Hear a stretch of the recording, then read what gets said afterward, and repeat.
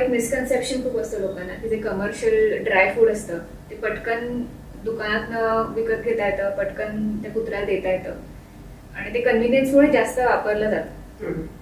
So कधीतरी असं आठवड्यातनं एकदा दोनदा वगैरे देणं ठीक आहे. आम्ही किवीला असं कधीतरी आम्हाला पटकन बाहेर जायचं असेल तर ते देतो पण हा थोडीशी सवय असावी म्हणून.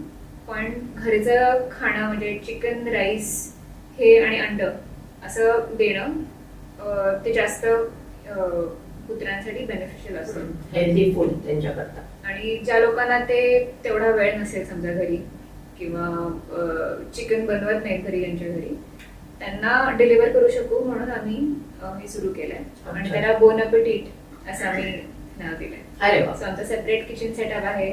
आमच्या ताई ज्या येतात ते सकाळी आल्या 9 पासूनच बनवायला घेतात.